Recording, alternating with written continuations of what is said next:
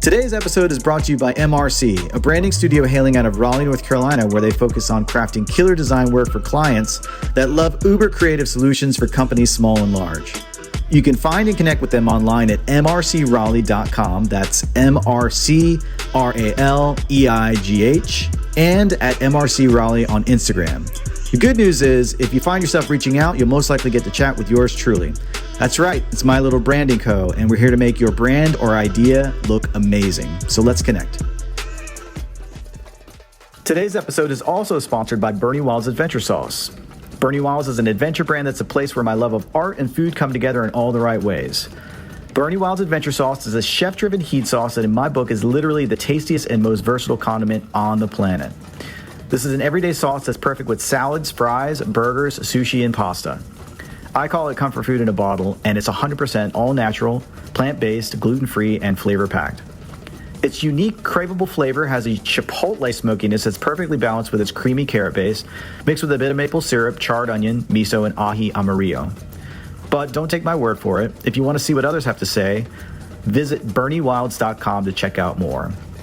And speaking of, we also sell Bernie Wild's comic books and comic panels created and signed by me, not to mention super dope stickers, shirts, and more. I'm giving each and every one of our Pencil Pushers listeners 20% off for their first online order to show my love for all you supporters of the podcast. So just go to BernieWilds.com, place your order, and enter the code PENCIL. That's BURNYWILDS.com. That's it, folks. It's that easy. And now, without further ado, on to the show.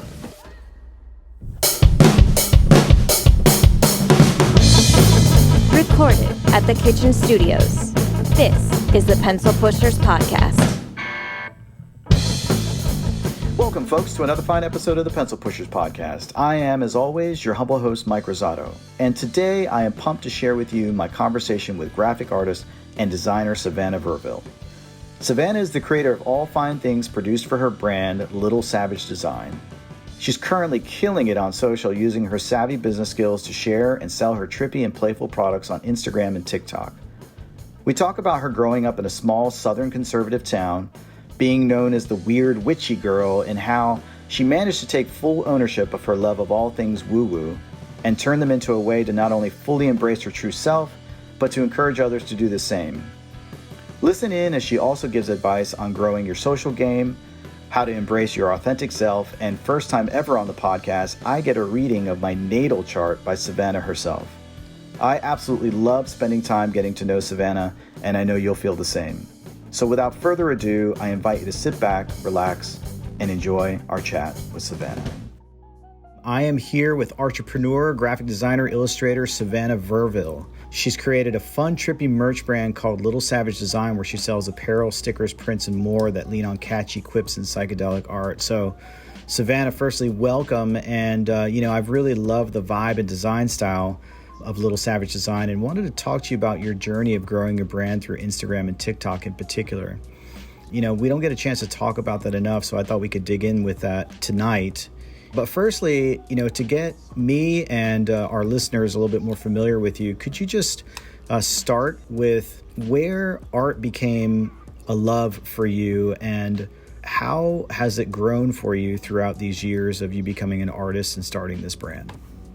Yeah, so art began for me probably when I was a kid. My mom said that I used to just pick up pencils and draw on the walls, and at some point she was almost just kind of like, we have to designate a wall for her because she's going to draw on it anyways. Nice. And I know an Etch-a-Sketch was like my first Christmas present, so that was kind of where it all began. Yeah, I remember just playing with that all of the time. So I've always really wanted to express myself visually. I've always wanted to create things and make things. My mom said that I used to just set my room up in strange ways. Like I would put my dolls and organize them in weird ways, but I wouldn't play with them. I just wanted to dress them and make them look pretty. And so, yeah, that's really where it kind of all started. And then in high school, I took a couple art classes and I really, really loved it. So then whenever I graduated high school, I went to the University of South Carolina and I studied graphic design there. Okay. And that's really when I started to find my passion for graphic design and the graphic arts and not just painting or, playing with clay and all of that kind of stuff. So I really got into it there. And then from school, I was actually hired by one of my professors to work at the University of South Carolina as a designer. And that was an amazing experience. Yeah. It was cool. I got to learn how to work within, a brand, because we were actually rebranding the school. So my professor was like, it would be great. Oh, wow. Yeah. We went from USC to U of SC, because I think people were getting us confused with University of Southern Cal. Southern California. Cal, yeah. So we rebranded, and it was tough because a lot of the students and a lot of the faculty and staff, they didn't want us to do the rebrand. They thought we were kind of giving in, so they brought a couple students on to help promote that and to help push that out in a positive way. So that's where it kind of started. And I did find out. So wait a minute. Did you have, just out of curiosity, because that is a huge undertaking to rebrand, a major university. I mean, was there an agency that was working with you guys, and then you had also design students that were getting involved with it as well, or? There was an agency. I can't remember the name of it. I think they were out of Ohio, and they were helping us with the entire rebrand. And then whenever the agency, they kind of passed it over onto us, and that's when I was hired, because they had the brand guidelines and everything set up. But then they brought us on to sort of talk to others. I mean, I was definitely part of designing and like creating new things and creating different collateral and things like that. But another part of it was also to talk to other students and to explain to them why we were doing the rebrand and why it was important and why we had to do it, so that people weren't so upset. I think having other students that were pushing for it and were advocating for it really helped kind of bring it out in a smoother way, but people were still so you're almost like the bridge.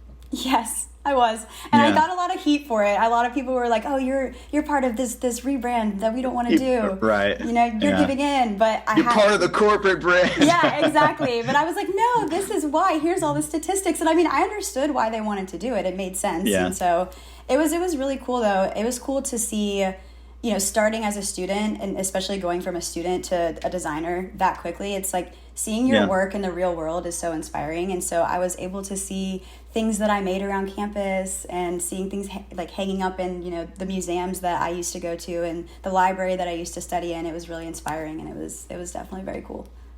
That's so cool. And so, what happened after that? I mean, you're actually not that, you graduated just a few years ago. Am I wrong? Or okay. Yep, 2018 was when I graduated. And so I'm still pretty fresh in the world. I mean, I wouldn't say I'm relatively fresh in the working world and like in all of that thing. But I ended up having a contract with them, and they offered me a position, but I was kind of ready to get out of Columbia because I've been there for 7 years. And so I wanted to explore different cities. And my boyfriend at the time was living in Raleigh, actually. So I ended up moving to Raleigh. You did? I did. I know. I lived in Nightdale for a little bit. But it didn't last for very long because I was working from home freelancing. I had enough freelance opportunities to where I could quit the job at University of South Carolina and then kind of freelance for a little bit while I found a different job. I was working from home. He was working out in Wilson, North Carolina, which wasn't even near the city. So we just didn't really have an opportunity to explore Raleigh or get to know anybody, and neither of us knew anyone. So that's when I ended up moving back home because I wasn't really sure where I wanted to go. So I was like, oh, I'll move back home for a pit stop. And then when I moved back, I kind of fell in love with my hometown again. And I really realized how much I miss being around my family and my friends. And like, it just felt very comfortable and comforting to be here. I don't know how much longer I'll be here, but for now it's been really good. So, yeah. Well, you described yourself, and, I might jump around a little bit, but you described yourself as like that weird, witchy, trippy art girl growing up.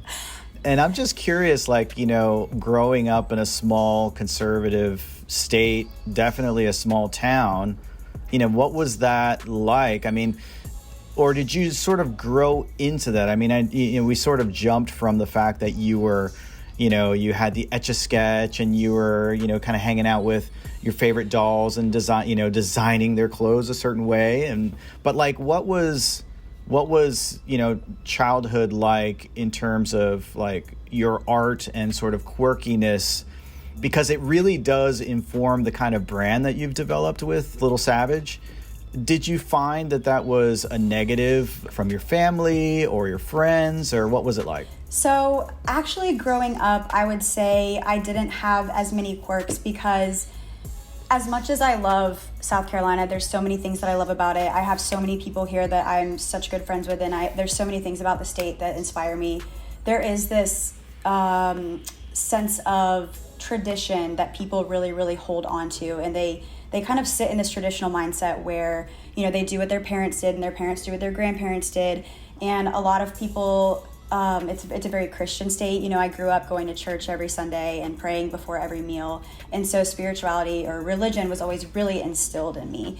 And so I feel like going back to that traditional mindset that people always have, it was really hard for me to kind of figure out who I was, because I always kind of questioned, why do we go to church every Sunday? And I always kind of questioned the Christian religion too. It always bothered me that there were these like conditions that you had to follow in order to be, accepted into heaven.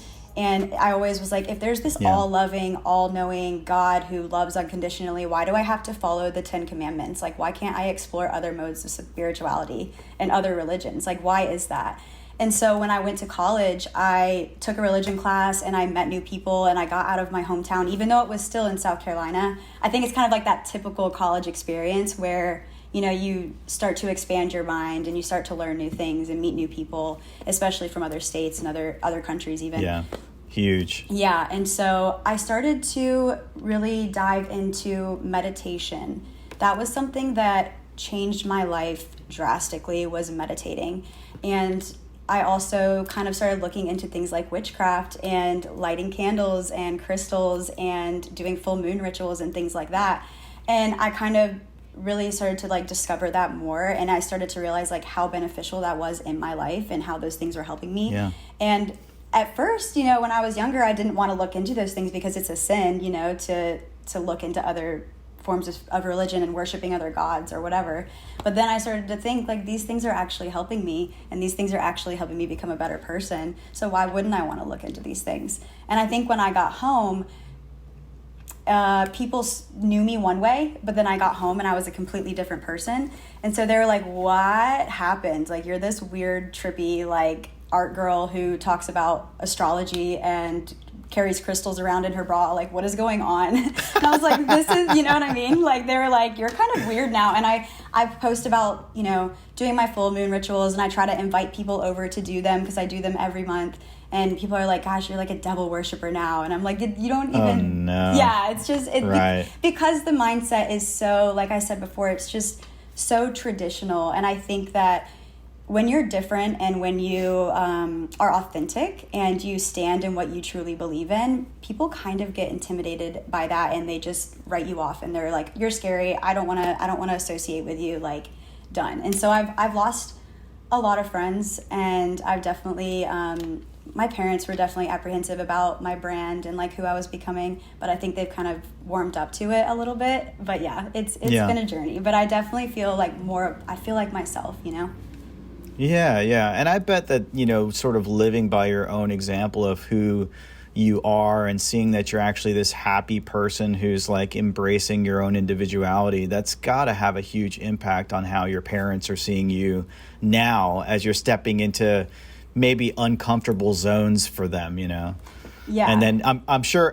you've probably run into some situations where they have to like navigate the waters of like, what are their church friends going to think potentially, or, things like that, right? They definitely, I know my mom, I love both my parents so much, but I know my mom's definitely been she's more open to the idea about it, and she's always really supported my art career.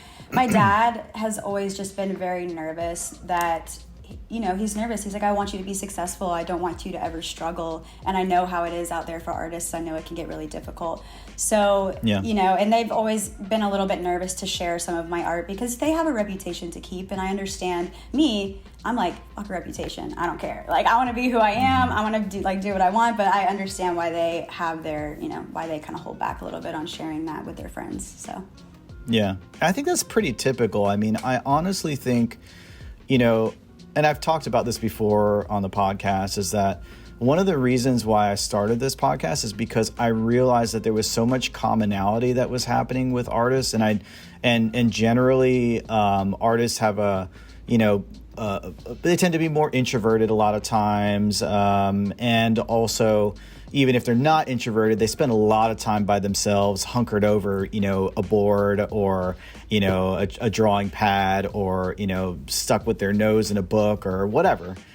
And I feel like to a lot of degree, your story is so common, right? I mean, I really do think that this is not unusual for artists. And I love to hear that this is something you've gone through, and it seems like something that you've really, excelled at in terms of like your growth and wanting to be who you are. And I think that's one of the beautiful things about art in general, is that it helps you sort of become who you are. So that's really awesome. So, if I just to backtrack a little bit now, so before you got into Little Savage, because obviously, just being out of college, like back in 2018, is really only a few years ago.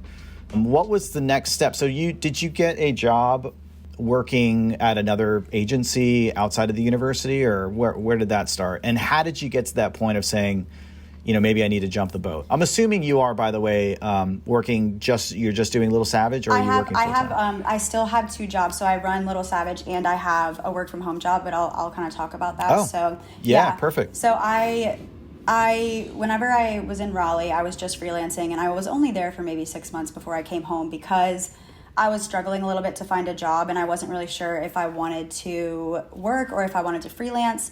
And so I just came home because my mom was like, I have a full house. If you want to come live here for a couple months while you figure it out, feel free.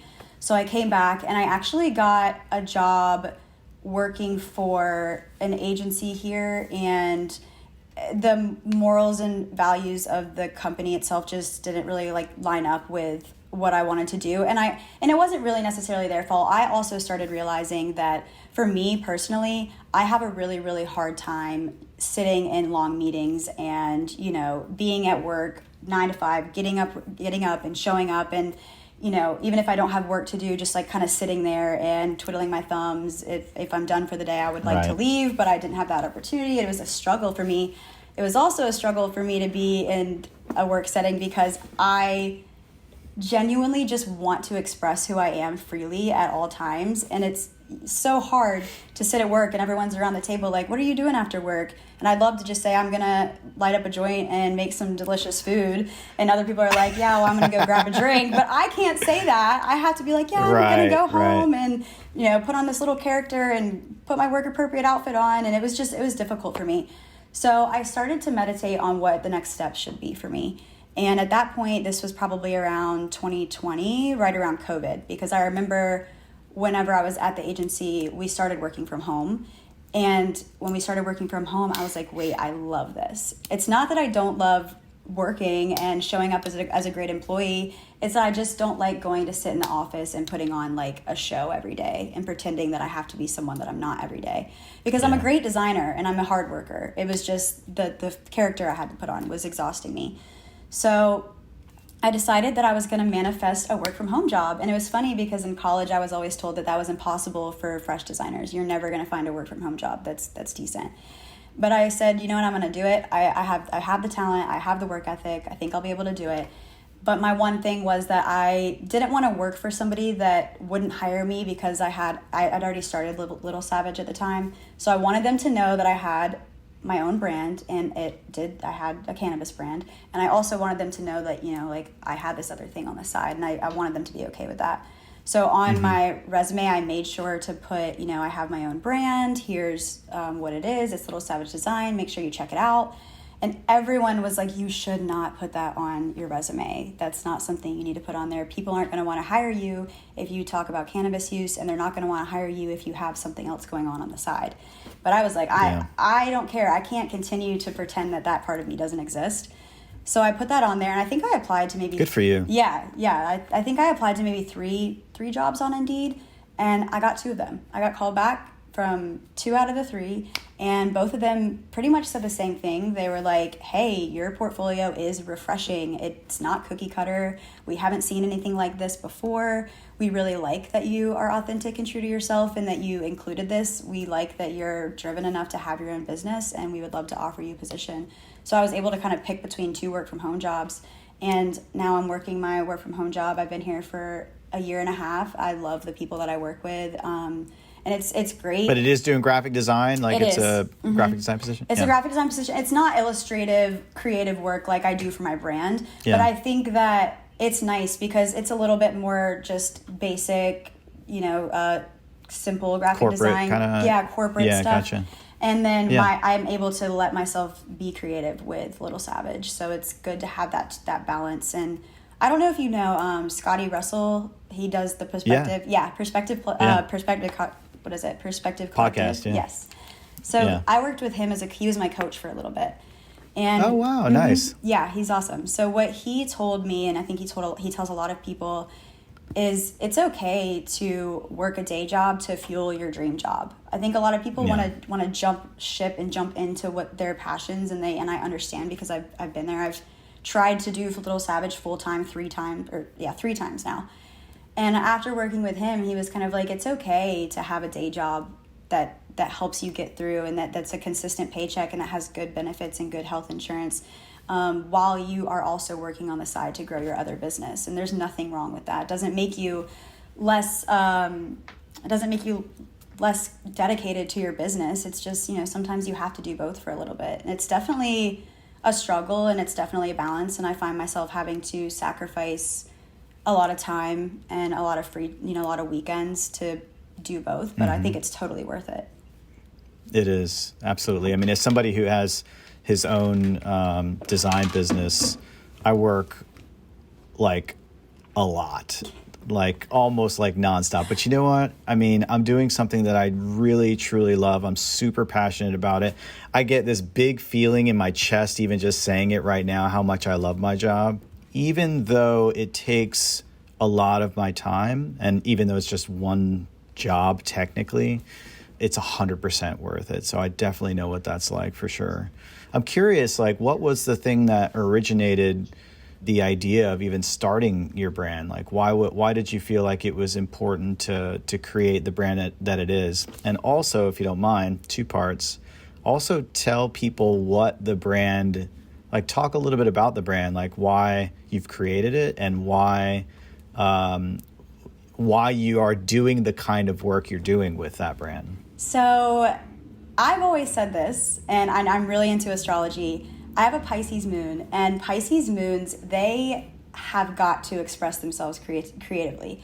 For me, I've noticed that in order for me to process my emotions and process the trauma and anything that I go through at all, I always create art about it, and it really, really it helps me cope with what I'm dealing with. So that's kind of why I started it, because I was like, I've been through a lot of things, as most of us have, and I really want to express that, and I really want to share my story. And I think if I share my story with people through art, I can help a lot of people realize that they're not alone. So that's kind of why I started it. And then I remember I feel like I'm just a rebel at heart or something like that, because when I started to create cannabis art, it was almost because I was so sick and tired of not being able to talk about the fact that I smoke weed that I was like, I'm just going to be as open about extreme. it. Yeah, I went extreme. I went extreme with it. And so I feel like my brand, as much as there's a lot of pieces on there that are like, 420, I'm a stoner, like that's not really the message that I want to give. It's not that simple. I want to normalize cannabis use because I think it's really, really important that we all have a space to show up authentically. I've been in so many situations where, like I said earlier, where you're sitting in a room with people and everyone's like, oh, what'd you do this weekend? And so-and-so says, oh, I drank a little too much. And the other person's like, oh, I just hung out with my wife. We had some glasses of wine. And I can't say, oh, I smoked a joint on Friday, and then Saturday I took some shrooms and went to the beach and hung out, like microdosed or whatever, because you're nervous that people are going to judge you. You're nervous that people are going to think less of you and think that you're not, as a productive member of society or whatever, because you do drugs. I don't like using that word because it's medicine in my opinion.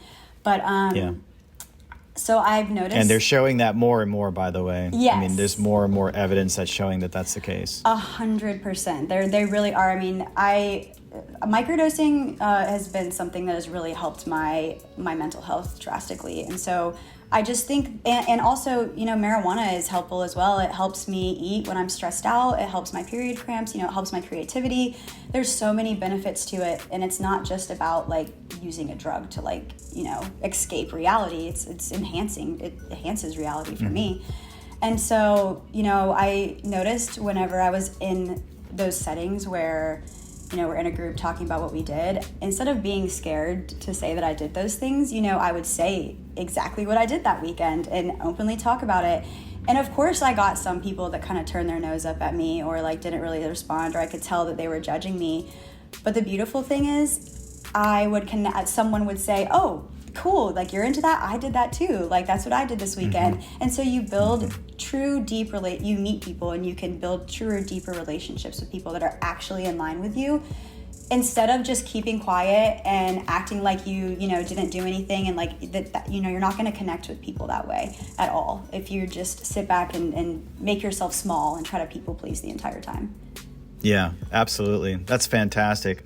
I'm curious about so were you nervous about when you first started to roll out this idea? Were you nervous about what people were going to say, especially people you didn't know, right? Like you started your brand blasting it out on social media, and you're going to naturally get a lot of people who don't know who you are to throw feedback at you, whether it's positive or negative. And surely, being the intelligent person you are, I'm sure you already thought about like, what are people going to say, especially considering your background, your history, right? What was were you freaking out about that first post you were going to do that was going to have something that was so quote unquote extreme, like we just said? Yeah, I was definitely nervous. And I even remember I did a poll on my Instagram account and I was like, hey, I created this, you know, cannabis piece. Do you guys think that I should create more things like this, or do you think that I should just not do it? And I remember so many people, a lot of people reached out and they were like, do it, like go for it. And then I had a lot of people, and people that I really respected, other artists that I respected, and other, you know, peers and things like that were like, no, that's a really bad idea. You're not going to be able to find a job. Like, people aren't going to take you seriously. You're not going to be able to make money. And when I heard those things, I was like, okay, the fact that people think those things makes me want to do it more, makes me want to prove to people that you can openly talk about cannabis use. You can openly talk about using, you know, psychedelics and things like that, and be taken seriously, and be making money, and be seen as a professional. You know, I wanted to show that you can actually do that. And I didn't, there was just that part of me that was like, it makes me so angry that I have to censor and hide myself and hide who I am for the sake of keeping other people comfortable, and for the sake of trying to, you know, not judge me and things like that. So I definitely was scared, but I also had this side of me that was like, I wanted to do it more. You know, it kind of fueled my fire. Yeah, that's awesome. A lot of your brand is, like I said earlier, is really supported by your content that you put out on social media. That drives a lot of your sales, right? Oh, yeah. And so I'm curious, like, you know, one thing that you've really talked about is, you know, being authentic and staying true to yourself. And do you ever have any challenges, or how do you navigate staying true to yourself? Because a lot of times I feel like especially like on TikTok, for example, everything is so trend based. Like, okay, this is the thing that people are doing now. I mean, you know, where do you find that fine line of staying authentic, and maybe even like holding the line for saying, you know what, I know that that's a thing that people are doing, but I don't want to do something like that. I mean, how do you sort of navigate those types of things, or do you not think about that at all? I mean, how important is that? It's very important. I think I take a lot of time with some of my closest friends, and like I said earlier, me and my friends will do full moon rituals every month, and for us, we always say that is our check-in period. And everybody, all of us, we all have different jobs, and we all have different things that we're working towards. So, you know, we'll sit down and we'll kind of, first of all, we'll talk about things that we're letting go of and habits we're letting go of. And then we'll start talking about intentions and actionable steps that we want to take to create the manifestations that we wrote down. And so I always talk to my roommate. Her and I do them together. We'll bring other people in, but she's my main source of, she helps me a lot with keeping, staying true to myself. And I told her one day, I said, I even was questioning continuing to create cannabis art, because a lot of people follow me for that reason. And I think my cannabis art really does perform well. And because of the way that society is now and how we share our art, we're always sharing on social media. So we're always showing our highlight reels, and we're always, we want to create for engagement. We want to create for follows. We want to create for likes. And I caught myself creating cannabis art, a lot of cannabis art, even though I wasn't really smoking weed as much anymore. I would be, going a couple days here and there not smoking. It just wasn't something that I was like really using in my life as much. And I was like, am I creating cannabis art because it's popular and because it's getting me engagement and likes? Or am I like just like creating it because I want to? Is this something I still want to do? And I had a conversation with her, my roommate, about if I should continue to do it.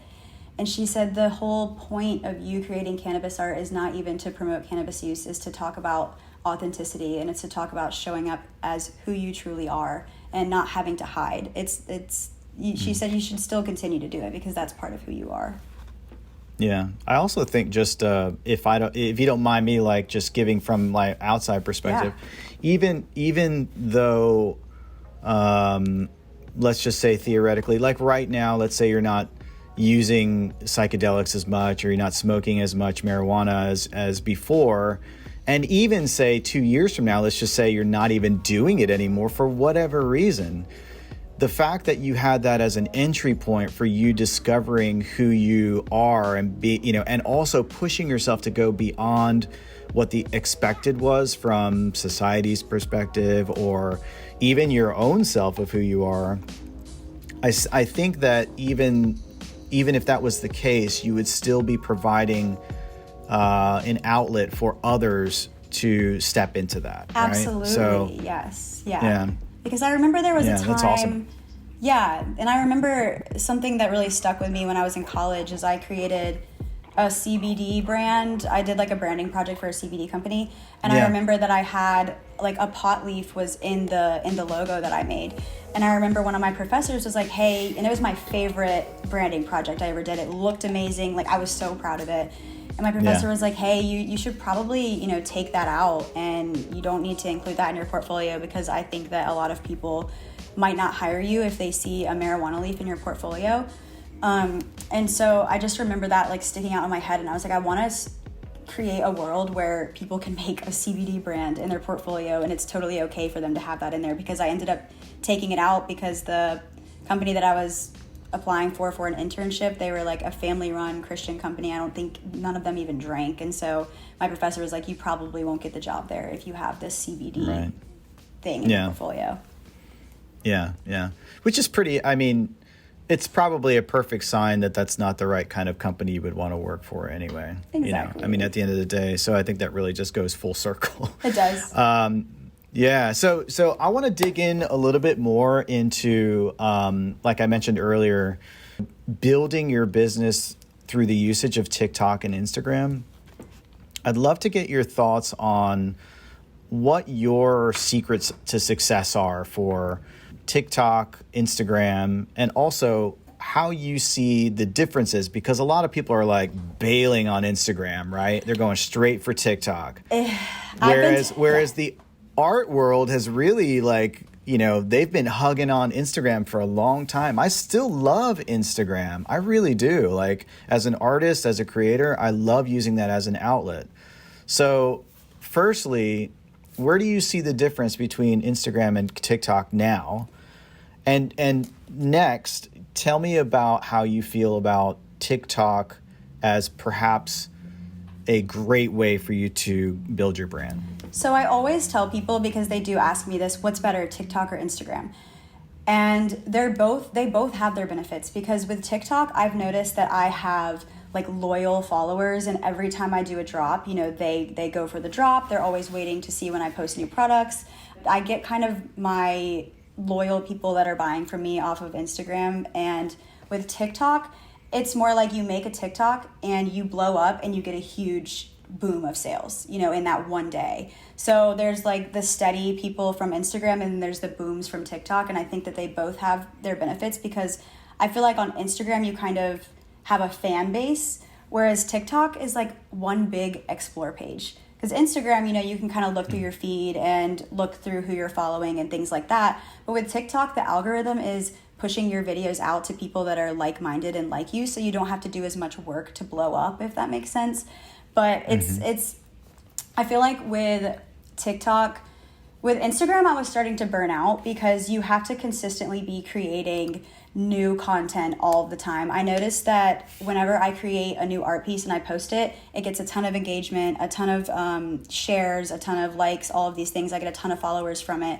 But whenever I post a piece of art that I've already posted before, people don't engage with it as much. And especially if I post an image of like a shirt or a sticker, it really doesn't get a lot of engagement, because I think on Instagram, people are wanting to see that piece of art that you made, because it is an image sharing app. And with TikTok, people want to see physical product. They want to see the clothes that you're selling. They want to see the stickers that you have. They want to see that in video form. And so you can create something showing your products on TikTok, and I think it's a lot easier. Also with TikTok, you can recycle content a lot quicker, because people that are following you aren't necessarily going to see it, because they're on their For You page and not necessarily looking at the content that people that they're following that is creating. So with Instagram, I can't make a new piece of art and then post it for 3 weeks in a row. People are going to be like, I've seen this 5 times. Why are you doing that? Sure. But with TikTok, I've noticed that my TikToks that have been really successful is if in the first, 6 seconds I'm just showing my face and I'm like, hey, I'm Savannah, I'm an artist. Here's some of, the things that I create. And then I show, maybe my shirts or my stickers in like a sequence to music. Those do really, really well. And so I've just found that I can create different versions of that, and it takes me about 20 minutes, and I can post it, and they always blow up, and they always get me followers, and they always get me sales.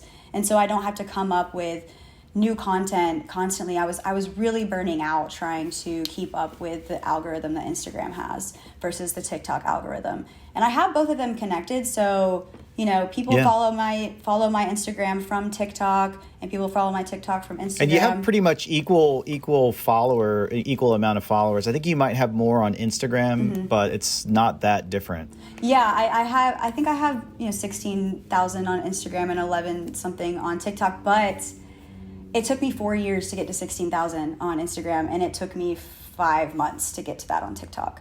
So wow. I wish that I started using TikTok sooner. And I think that the world is kind of going in that direction, because so many people are using it, and so many businesses are finding that it's a lot easier to get your name out there using the algorithm that TikTok has, because it is what the algorithm does is it automatically sends your video out to like-minded people. So you don't have to depend on the followers that you already have. It's going to send it out to people regardless. And it's so hard to get on I've gotten on the Explore page quite a few times, obviously, on Instagram, but it's kind of hard to get on there. And if you're not consistently posting to Instagram and consistently posting stories and consistently interacting with people, your engagement kind of falls. So it creates this like burnout cycle, I think. I mean, you can get burnt out with both, but I think that's why TikTok has some benefits to it as far as selling products and promoting your business.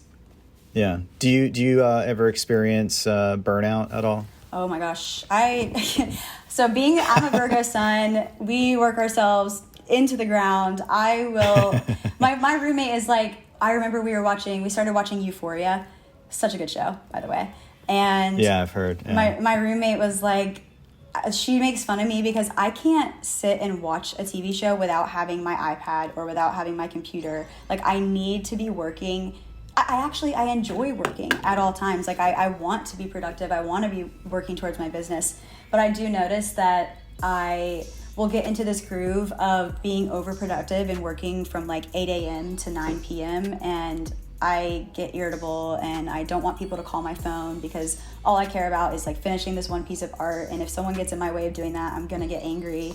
And so I definitely have experienced that. So It sounds like me. I know, it's so bad. It's not good. I know I need to be better about it. That was one of my manifestations at this full moon, was that I wanted to balance my feminine and masculine energy more. I'm very in my masculine. I'm very in getting things done, routine, regimen, like waking up and going to the gym and all of these things.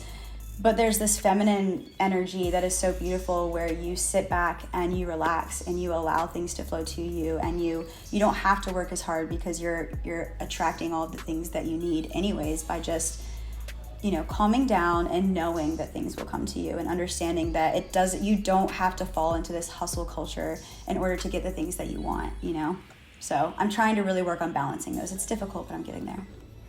Yeah, the hustle culture is real, and I know that Russell talks a lot about that as well. Yeah, it's a really difficult arena, I think, for creatives these days with that type of thing. I mean, I have a buddy of mine, Taylor Cashton, who's another designer who has written about this and has done presentations about this at design conferences about, the hustle burnout. And for people like us, it's really difficult. It's difficult because we are very driven, and we love to do the artwork, and we're very passionate about it. And it can get to that point where it can get, you sort of forget like all the things that are really important to keep yourself healthy and sane as you're moving forward. I mean, it seems to me like you're, obviously you're very creatively driven, but you're also driven to which is great because you're putting it into your art, so it helps sort of reinforce it. But you're also driven towards like finding that inner peace, that sense of compassion for yourself, showing up for yourself, which I think is really important. So it seems like you really do have that great balance, which I think is so important for people to remember, because it is so easy to just be hunkered down for hours on end and not remember to go outside and get some fresh air or get some exercise or do some meditation, right? You have a really strong balance there that I think is important for people to remember. Yeah, and I always talk to people about spiritual hygiene. And taking care of your spiritual body. And I've noticed that when I am in that hustle mindset, grind mindset, I know it sounds crazy, but I do notice that my engagement and my interaction with my social media really falls, because I'm not taking care of my spiritual side of myself. So therefore, I'm not actually aligning and, creating that space of energy for myself to align with people, because I really do believe that when you focus your thoughts on, all the things that you have to get done, or all the things that are causing you anxiety, or all the things that are making you fearful, am I going to make enough sales this month to make it? Or, things like that. Or, oh, my boss is pissing me off, and just you ruminate on these things. You start to create more of that in your life, and you kind of lower your frequency. I don't really like saying lower your frequency, because I don't think that anything is high frequency or low frequency. I think it just is. But I think you're not in the same frequency of the people that you're trying to align with. You're not shining that light. So when we start to change our thoughts to focus on, all the things that we do want and what frequency we do want to be in. I always tell myself that whenever I'm focusing on, I'm stressing out about the business or whatever, I'll just take a moment, sit back, and I'll start focusing on what my warehouse will look like whenever I have a bunch of inventory, or what kind of hairstyle do I want to do next time I go in, because if I want to express myself as an artist more, or like what's the next piece of art that I want to make. And I start focusing on the things that I want to make in the future and the person that I want to become, because I feel like when I start focusing on these things, I start really actually aligning with my true self, and people can actually read that. You know what I mean? They can feel that through the screen. Mm-hmm. Yeah, absolutely. What is the artist you envision yourself becoming on that note? So I'm very, very inspired by the EDM/rave/music festival community. I would say I probably go to a couple of music festivals a year, and something that absolutely changed my life was my very first music festival. It was Okeechobee in Florida. And I remember I wasn't going to go, and my mom was like, you need to go, because I can tell you don't know how to relax, and you need to go on a vacation and do something fun for yourself. I was still in school, and I just was going. I had 7 classes, and I had an internship, and I didn't even know how to have fun and be a college student. And so when I went, I didn't have my phone for 4 days. The only thing that mattered was going to listen to music and just hanging out on the beach and smoking weed and like, you know, just having the time of my life. And I remember being there and thinking like, oh my gosh, like life does not have to be so hustly. It doesn't have to be like that. You can relax and hang out with your friends and have fun, and it's okay to do that. It doesn't make you less productive if you relax for a little bit. And so that really inspired me. So I think in the future, what I've been working towards, I actually just got an opportunity to do my first to be a vendor at my first show. I would like to get inventory and have, you know, my own just like a bit of inventory. Yeah. And storage. Yeah. Right. Where yeah, you got that everything kind you of need. thing. Right. Yeah. And I want to start doing vending at shows because I love that I have the e-commerce thing going, but I want to connect face to face with the people that are buying my product. And I really want to kind of, you know, see them pick something up and see how excited it makes them and see how happy it makes them. So totally. I think that's the direction I want to go right now. And I would also like to start taking on more freelance projects because I've been getting some real cool opportunities with that. So that's kind of where I see it going in the future. Are they like in alignment with like how the brand expresses itself now? Like, do you see yourself like getting calls from like CBD companies or even marijuana companies that, you know, in areas where that's actually legal, or what kind of stuff are you seeing? I definitely see a lot of people, they want packaging and things like that for their CBD products or for their, you know, their hemp products and things like that.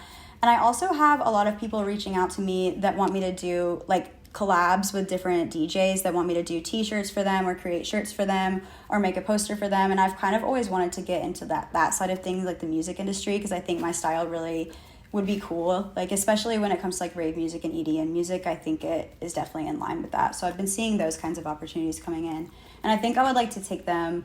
It's just difficult with my full-time job and running the shop, but I think eventually I'll definitely be able to get there.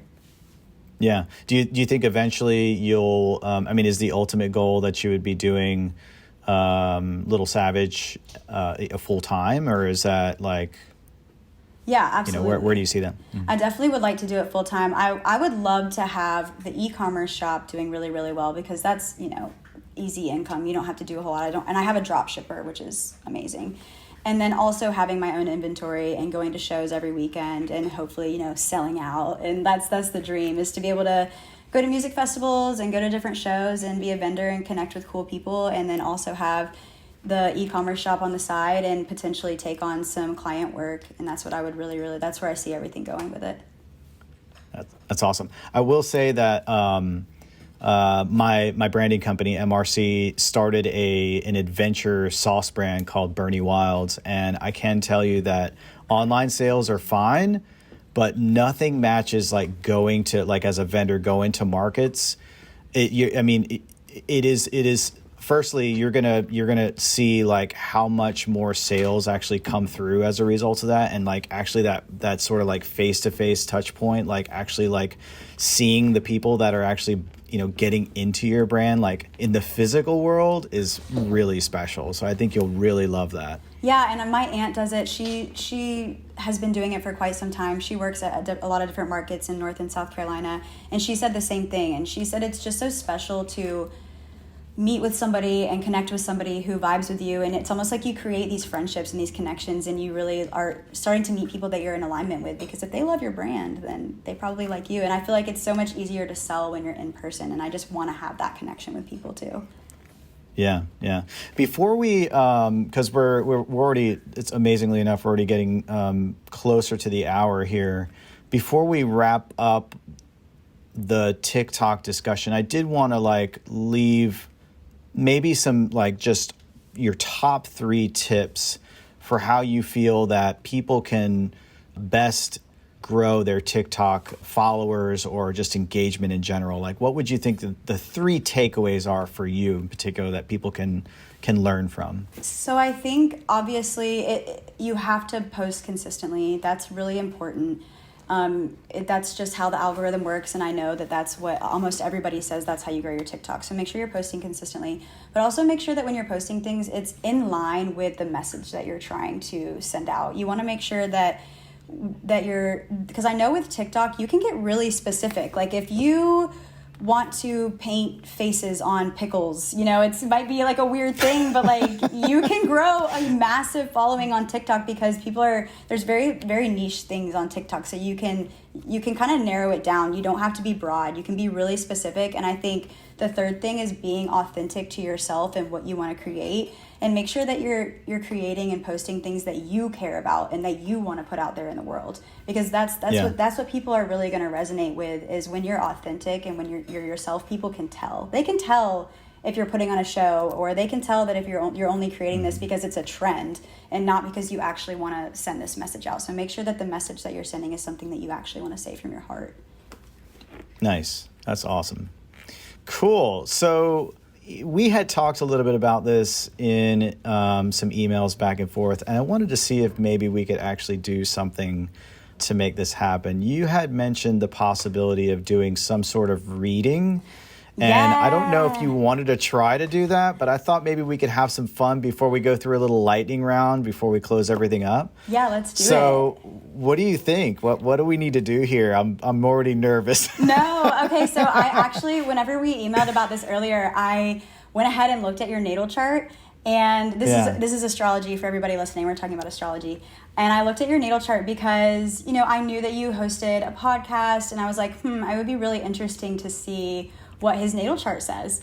And I think a lot of people... So wait. So what is a natal chart? It's basically... You can talk about that. Yeah, it's basically when you were born, where all of the planets were in the sky. And essentially, It kind of tells you about your personality and tells you about, you know, astrologers can look at your natal chart and they can kind of tell you when you're going to have big life events and things like that. So it's really, really cool. Yeah, it's super neat. And a lot of astrologers, they say that they use astrology to follow like the stock market and things like that. So it's a good way to predict cycles and predict what's going to happen. And I think I only wanted to keep it with your big three because a lot of people, they don't know that you have multiple planets, and all of the planets were in a different sign when you were born. So it's not just your sun sign, which I'm sure you know you're a Sagittarius. So there's not just that, but that's where the sun was, and that has a lot to do with, you know, your overall personality and how you act. So you are a fire sign, so you're a go-getter, you get things done, like you're definitely one of those people. But what I thought was interesting is you have a moon in Aquarius, and then you have a Pisces rising. So with people with their moon in Aquarius, they're really, really interested in big picture issues. But but it's like, it's kind of funny because if I were to come to you crying and with an issue, you're kind of like, I don't know how to handle this. But when it comes to like big picture issues, like on a global scale, you're like, I know what we need to do. Here's how I think we should solve it. Let's talk about this. Like that's Aquarius moon people, whereas I'm a Pisces moon. I have a water moon. I'm very intuitive and emotional. And I think that's why I create art when it comes down to it, because Pisces moons, they tend to be creatives. If they're not actors or actresses, they're artists. And so when people come to me with their issues, like I'm very good at like sitting with them and talking with them. But when it comes to big picture global issues, I'm like, this is too much for me. I'm going to get overwhelmed. I can't handle it. My heart's going to explode, you know, where you're like, let's get this. Let's talk about this. But you have a Pisces rising, which is Wait, you said you have that, right? Is that right? I have a Pisces moon, and you have an Aquarius moon. Your rising is in Pisces. So your rising is your first impression, how you come off to people, how you show yourself to people when you first meet them. Your moon is kind of how you are when people get to know you and who you are deep down. But your rising, your Pisces rising, you come across as somebody, and you probably are still, you come across as somebody who's very caring and who wants to talk to people about things and, you know, that kind of thing. And I think that's maybe why you host a podcast. You know, you want to like get deep down and you want to talk to people and connect. And my rising is a Libra, and I think that comes across in my art a lot because Libras, especially female Libra risings, they're very bubbly and pink and purple and pigtails and outgoing, and they love aesthetically pleasing things, and you can really see that in my art. So I thought that was kind of funny to like look at your chart and really see, okay, the Sagittarius Sun, Pisces Rising, Aquarius Moon combination really makes sense for a podcast host. Wow, that's awesome. That's so cool. Thank you so much for doing that. I appreciate that. Of course. Yeah, awesome. Woohoo! I know you have a cool chart. You should look into the rest of it because there's a lot of things in there that are super interesting, and we have some things in common. Okay, killer. Yeah, I'll definitely do that. So listen, we're like getting at the top of the hour here. I want to do something fun to close us out before we start telling people where they can find you. I'm going to do a little lightning round that sometimes I do with some guests, where I'm just going to ask some questions that are just totally unrelated, perhaps. Oh gosh, I hope I don't freeze up. All right, you ready? No, don't freeze up. Don't freeze up. It's all good. Okay. It's just you and me. Just you and me. All right. So the first question is what is the movie that you can rewatch and it'll never get old? Django. I don't know why, but there's something about it. Quentin Tarantino, he's so interesting. I feel like every time I watch a Quentin Tarantino film, I am like catch something new every time. So I've always loved Django. I think it's a super, super great film. I could watch that over and over. Such a killer movie. I actually, my girlfriend and I, we saw 12 Years a Slave first. And then we saw Django Unchained, and I'm telling you, if you're going to watch 2 movies in a row, that's the way to do it. Ooh, I got to do that next time. 12 Years a Slave is like you just see the brutality of somebody who was basically well-to-do, middle class, Black American who was a musician and then got thrown into slavery. So he was basically a freed slave and then got thrown into slavery. And it's just horrible. The story's horrible. But then Django Unchained, you actually see the main character there just like slaying people. So you're just like, yeah, dude, he's such a badass, and I'm like, that's how I want to be in my life. He's a badass. That's awesome. Right. Yeah, I love it. That's awesome. I love it. All right, so if you weren't an artist, what would you be? I wanted to be a teacher, and I've always considered becoming a professor. I really think that would be an amazing job. I've always wanted to connect with younger people and hopefully inspire them, especially inspire them to maybe go into the arts. And, because I think a lot of people are scared and they opt out of it. But I think if you have a really good teacher that inspires you to go in that direction, then you're more likely to do it. So I've always thought maybe about being a teacher or a professor would be another opportunity. Yeah. Yeah.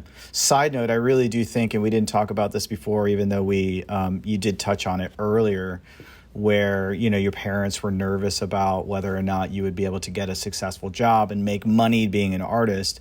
But I really do think there is no better time ever in the history of humankind where artists can actually be successful because of all the things that are available to them now. So if this is the time, if you're ever concerned about doing it, this is the time. The technology's there, the know-how is there. There's really no excuse. You really can do extremely well as an artist, no matter what realm you're getting into, no matter, whether or not you want to be a blacksmith, whether or not you want to be a painter, a mural artist, whatever. This is the time to do it. And I think being a professor would be like, who understands that, would be a great way to get people excited about it. Absolutely. I mean, there's so many ways to market yourself now, and it's really easy to get your name out there. And there's just so many avenues you can take, especially now with the metaverse and all of that coming out. Like if you can get into that early, I mean, you're good. There's just so many ways to be an artist now too. And with social media, it makes it so easy to promote yourself and to promote your brand. And if you have, it doesn't matter who you are, if you're authentic to yourself and you're true to yourself and people see that, they're going to notice and you're going to get attention. 100%, yeah.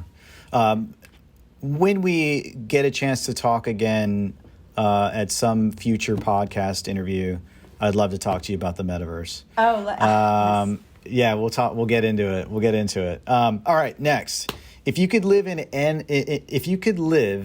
in another era outside of today, what would it be and why? I have a feeling I know, but let's hear what you got to say. Oh my gosh, that's tough. I feel like I'd want to live like forever ago, back when people were just in communities and when they were trading with each other and they didn't have all of these, constraints of capitalism and everything like that, because, I could be an artist and I could make things and I could trade it for food. I could trade it for clothes, I could trade it. It could be a commodity. And I feel like we're kind of starting to go in that direction. I know a lot of my friends and I have talked about getting tiny homes, building a commune together, growing our own food, raising our own kids together, having our own school system, and just kind of getting away from everything and being off the grid and living in like a small little community with our closest friends. So totally. Yeah, I love that. That. Man, there's so much I could talk about that too, but we'll keep moving. Okay. We'll keep moving. Fire. Who's your biggest hero and why? Oh my gosh, my biggest hero. That's a hard question. I would probably have to say my dad. He is, although he's very, very hard on me, I understand why. You know, I'm his eldest daughter. He wants the best for me. But he's my biggest inspiration. I watched him. He was an entrepreneur as well. He started his own business. He owned his own veterinary hospital. And so I just watched him. Wow. I watched him growing up. He built his first vet hospital when I was like 1 year old. And although he worked a lot when we were kids, I just watched him do that. And I remember saying my entire life, I want to own a business. I want to own my own business. I don't know what it's going to be. I don't know how I'm going to do it, but I know I want to own my own business. And I think it's because I watched my dad do that, and it was always really inspiring to me. And he and I, we definitely have similar qualities. Everyone says I'm his mini-me. And so I think he's one of my biggest heroes. Love it. Okay. Here's one that's very different than the others, but I feel like somehow it could relate to your brand a little bit. Okay. In your opinion, are aliens real, and are they living amongst us without us knowing it? 100%. Aliens are absolutely real. Nobody convinced me otherwise. They are here to stay. I personally think that there are other beings here that we just can't perceive because we don't have the ability to. But I know that they're here helping us, guiding us, watching us. And I know people say there's other beings that are also, you know, kind of doing like the reptilians and like the Pleiadians and all that kind of stuff. Yeah, but I definitely think that there's other life forms out there. I just don't think that we have, I mean, some people do have the capability to see them. I don't think that every human does, but I know they're there. They have to be. I've actually tried. I've tried to do some astral projection and things like that to connect, but I just wasn't able to. But we're getting there. Yeah, you're familiar with Dr. Stephen Greer, right? I don't know. What's his? Oh man, you should totally look him up. What's his work? What kind of work does he do? So he's been like almost at the forefront of disclosure. Like he has this thing called the Disclosure Project, and basically he has calls himself, you know, he's basically like a country doctor. He was an emergency room doctor in North Carolina. He was in Charlotte. And his father was somehow like a part of the CIA or something like that. And anyway, he's at the forefront of the disclosure of government agencies telling the world basically that this is a reality, that we are being visited and that they've been here for millennia. But check out this movie. I think it's on Amazon. It's called Close Encounters of the Fifth Kind. And it basically talks about meditation as a way to communicate with alien beings or even extra dimensional beings and stuff like that. It's super fascinating. Anyway, I love that stuff. I was curious to see what you thought. Yeah. Have you seen the Bob Lazar? I don't know. Was he on the Bob Lazar documentary? Because that's when I first watched that. I was like, okay, aliens are definitely real. You cannot convince me otherwise. And then I've had some friends and we've talked about getting together and going out to the beach and trying to interact, because I heard that if you get together and you go to the beach, because I live right down the road from the beach, why not try? But I have into meditation and I've been trying to learn how to, like, when I meditate, I don't really feel like I can get an outer body experience, but I'm trying to learn how to get there. So. Yeah. I do transcendental meditation, which has basically changed my life. I used to get like heart palpitations and that people couldn't figure out what was going on. I started doing TM and changed my life. Like I'd never had anything happen to me ever again since then. So it was pretty incredible. I think it really helps. Anyway, meditation. Yeah, meditation is just an amazing resource that we're barely scratching the surface of. I know it's difficult, but it's one of those things that it helps you control your thoughts, and it helps you become aware of your thoughts, and it helps you become aware of your emotions. And I think that that's something that is super important, and people really need to. I mean, it's something that's helped me tremendously. Next episode, we're going to talk more about that. Yeah, let's do it. All right, awesome. So listen, as we close things up, can you tell the people where they can find you? Like, where are you on Instagram? Where can they find you? So I'm at Little Savage Design on all platforms. You can find me on Facebook, Instagram, TikTok. I mostly use Instagram and TikTok, but I'm pretty much everywhere, so that's my handle. So if you want to find me, Little Savage Design. Awesome. Savannah, it's been a real pleasure getting to know you a little bit, and thank you so much for the reading again as well, and let's do this again sometime. All right, sounds great. Thanks for having me. All right, everybody. Thank you so much for listening to the Pencil Pushers Podcast. Follow us on Instagram at the Pencil Pushers Podcast for visual representation of our guest artwork, topics discussed, and anything else that contributes to the show. So be sure to subscribe, tell a friend, tell lots and lots of friends. Become a leadhead. And we're out.